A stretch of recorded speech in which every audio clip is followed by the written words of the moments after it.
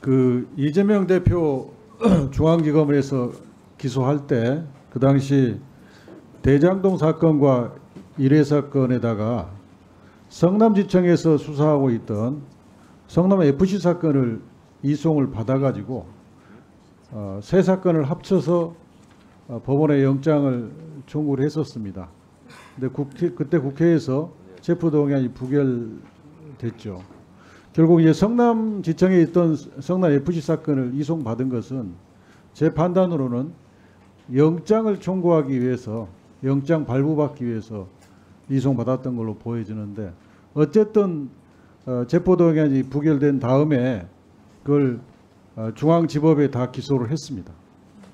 그리고 나서 이제 이른바 백현동 사건과 쌍방울 대북 송금 사건을 수원지검에서 수사하던 것을 중앙지검이 이송을 받아가지고 이른바 이 두 사건하고 위중교사 사건 인지해가지고 세 사건을 가지고 영장을 중앙지법에 청구를 했는데, 중앙지법에서 그걸 영장을 소명부족을 이유로 백현동과 쌍방울 대북 송금 사건 소명부족을 이유로 기각을 했습니다.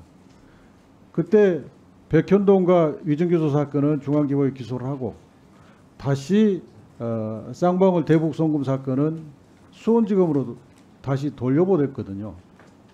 장관님은 이제 대검 감찰 이과장을 하시면서 전국의 검찰 사건을 다 감찰하시고 감사하시고 잘못을 지적하고 이랬던 분으로 정평이 나 있습니다. 감사 전문가로. 이처럼 중앙지검이 영장까지 청구했던 사건을 다시 수원지검으로 보내는, 장관님 경험에 이런 일이 있은 적이 있었습니까?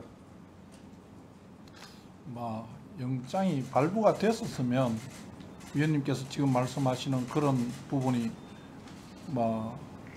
발생하지 않고 한꺼번에 다 기소가 되었을 건데, 영장이 기각되면서 생긴 문제가 아닌가 생각을 합니다. 그럼 똑같이 영장이 기각됐는데 백현동 사건은 왜 돌려보지 않고 기소를 같이 했습니까? 제가 그 당시 상황은 정확하게 잘 모르겠습니다. 제 기억으로 장관님이 감찰 이과장 때 이런 경우를 발견을 했으면 영장까지 청구한 사건을 수원지검에 돌려보낸 중앙지검 검사들을 호되게 나무라고 질책했을 것 같습니다.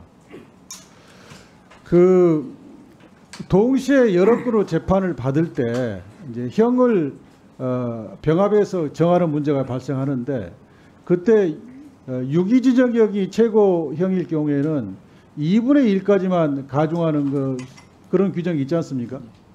그것을 이제 동시심판의 이익이라고 하는데, 그래서 피고인의 동시심판의 이익을 보장해 주기 위해서 가급적 동시에 여러 건이 재판이 진행될 때는 한 재판부에 병합해서 재판하는 게 일반적이지 않습니까?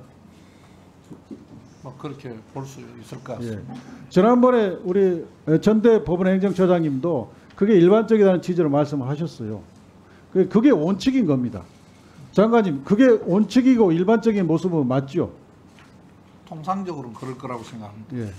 근데 최근에 보수 진영의 일각에서는 이재명 대표가 받고 있는 재판, 제가 세보니까 건수로는 7개 되는데 그걸 전부 나눠가지고 쪼개기로 재판해야 된다, 쪼개기로 기소했어야 된다, 이런 주장이 있어요. 그 주장에 대해서 동의하십니까? 재판이 현실적으로 지금 위례 대장동 성남 FC만 해도 겨우 3분의 1 전후가 끝났다는데 2년 이상이 소요가 됐습니다. 그런 과정을 보고 비판하는 것이 아닌가 하는 생각을 합니다. 장관님 취지는 알겠는데 그건 대단히 수사 편의이고 재판 편의주의입니다. 피고인의 이익 관점에 봤을 때는 그건 인권 침해입니다. 평등의 원칙에도 반하고요. 그래서 결국 그렇게 되면, 그렇게 하려고 하는 의도는 이재명이라는 정치인을 법정에 묶어두고 매일 재판받게 해서 새로운 유형의 정치활동 규제다, 저는 이렇게 생각하는데 거기에 대해서 어떻게 생각하십니까? 검찰이 다른 의도가 있었을 것이라고 생각하지 않고 관할 등 여러 가지 문제가 있었을 것이라고 생각합니다. 그에 대해서 병합 재판을 하는 게 옳다는 그 변호인의 의견에 대해서 대법원에서 여러 가지 사건 규모나 쟁점 이런 걸 따져서 수원에서 따로 재판하는 게 옳다는 결론을 내린 것으로 알고 있습니다.